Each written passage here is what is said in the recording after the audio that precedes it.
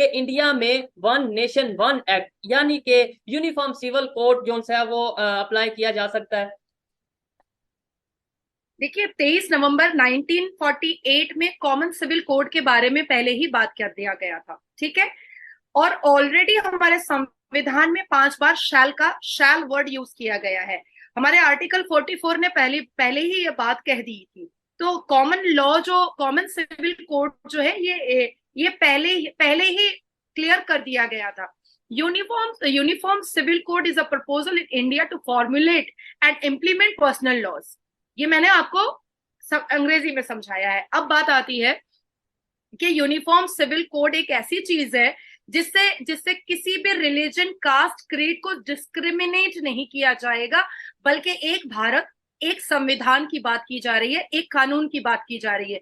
हिंदू अपने मंदिर में जाएंगे, मुसलमान अपने मस्जिद में जाएंगे, क्रिश्चियन अपने चर्च में जाएंगे, पंजाबी अपने गुरुद्वारा में जाएंगे। किसी भी कास्ट, क्रीड को किसी भी तरीके से कोई भी तकलीफ नहीं दी जाएगी। एक भारत, एक संविधान, एक राष्ट्र, एक संविधान, एक भूमि, एक संविधान, ये करने की कोशिश की जा रही है। अब यहाँ पर मैं आपको थोड़ा सा डिटेल्स में, विस्तार में बताऊंगी कि क्यों मुसलमान, हमारे हिंदुस्तान के कुछ मुसलमानों को तकलीफ हो रही है और उनके पेट में दर्द और उनको लूज मोशन क्यों स्टार्ट हो चुका है हमारे हिंदुस्तान के मुसलमानों को। क्योंकि उनको ऐसा एहसास होने लगा है कि यूनिफॉर्म सिविल कोड अगर आ जाता है तो जेंडर इनइक्वालिटी खत्म हो जाएगी।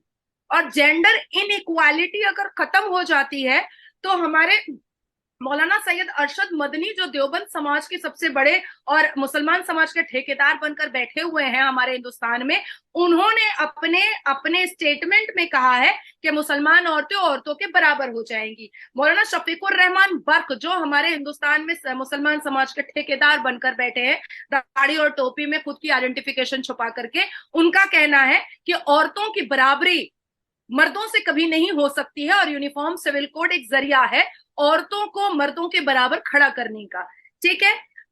उसके बाद फिर मौलाना तारिक जमील की बात करते हैं तो उनको भी यूनिफॉर्म सिविल कोड से बहुत बहुत नफरत है। अब मौलाना साजिद रशीदी की बात करते हैं, जो हमारे हिंदुस्तान में काफी फेमस मौलाना है। तो इन लोगों को यूनिफॉर्म सिविल कोड से बहुत नफरत है, क्योंकि इनके मजार में चादर का जो पैसा आता है, लुकुनदाने का जो पैसा आता है, फूल का जो पैसा आता है, डोनेशन का जो पैसा आता है, अगरबत्ती का जो पैसा आता है, इत्र का जो पैसा आता है, चंदा का जो पैसा आता है, फितरा का जो पैसा आता है, जक़ात का जो पैसा आता है, लैंड माफिया जो वक्फ बोर्ड पर चल रहा है, इन सारी चीजें, ये सारी धंधाबाजी इनकी बंद हो जाएगी, जिसकी वजह से इनके पेट में दर्द स्टार्ट हो गया है।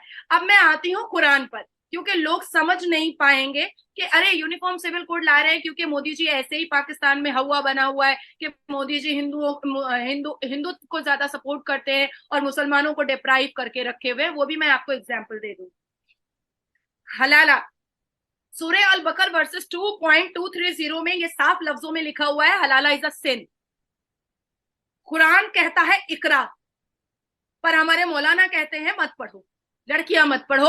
और लड़के ऐसे भी पढ़ने में कोई दिलचस्पी रखते नहीं है। मुसलमान लड़के, मुसलमान लड़कों को फ्यूचर करियर, इंजीनियर, डॉक्टर बनना, साइंटिस्ट बनना, इन सब चीजों में, पायलट बनना, इन सब चीजों में कोई दिलचस्पी होती नहीं है। कुरान कहता है जेंडर इक्वालिटी के बारे में सूरह अन-निसा में, पर मुल्ला कहता है, मौलवी कहता है कि जेंडर इक्वालिटी नहीं होने देंगे, हम मुसलमान औरतों को अपने बराबर में आकर खड़ा नहीं होने देंगे, जबकि कुरान कहता है सूरह अल-निसा में कि जेंडर इक्वालिटी। अब आते हैं सूरह अल अहज़ाब में, चैप्टर 33 वर्सेस 59 में, जिसमें जिलबाब वर्ड अरबिक में यूज किया गया है, जहां पर यह बताया गया है कि औरतों को लूज कपड़े, मतलब लूज आउटफिट पहनने की जरूरत है। हिजाब, बुर्का, अबाया, इन सारी चीजों का कोई भी जिक्र पूरे कुरान में नहीं है। ये मैंने आपको पूरा पूरा कुरान के हवाले से बता दिया है।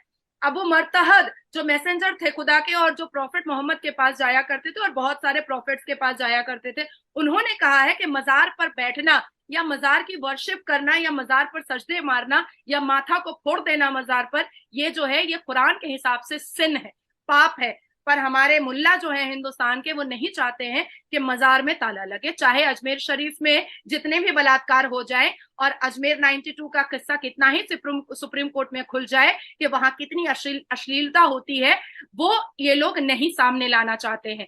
क्योंकि अब बात ऐसी आती है कि जहां पर गंद मचता है तो बात आज आए या 10 साल बाद आए, बात तो खुली जाती है। मैं कहना चाहती हूं कि जब निकाह करते वक्त 3 बार कबूल है पूछा जाता है लड़कियों से, तो 3 बार तलाक बोलने से पहले पूछा क्यों नहीं जाता है?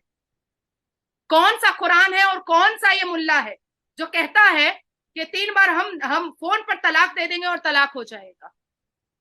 14 मुस्लिम कंट्री ने तलाक को बंद करके रखा। हिंदुस्तान का मुल्ला यहां पर 2016 तक तलाक कराता रहा पैसा ले लेकर के, और 17 में जब मैंने पिटीशन डाला सुप्रीम कोर्ट ऑफ इंडिया में, तब जाकर के इसका बेंचमार्क और हिस्टोरिकल जजमेंट आया कि इस तलाक को बंद किया जाए, और हमारे पार्लियामेंट में, हिंदुस्तान के पार्लियामेंट में इस पर बिल आया कि इसको बंद किया जाए और इस पर कानूनी कार्रवाई की जाए और कड़ी से कड़ी सजा दी जाए। 3 से 7 साल की सजा है।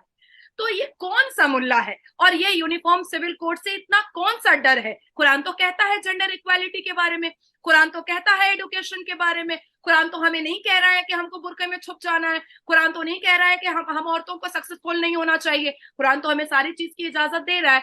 तो हम अब ठान चुके हैं इस हिंदुस्तान में कि एक हिंदुस्तान होगा, एक संविधान होगा, एक भूमि होगी, एक राष्ट्र होगा और एक भारत माता होगी।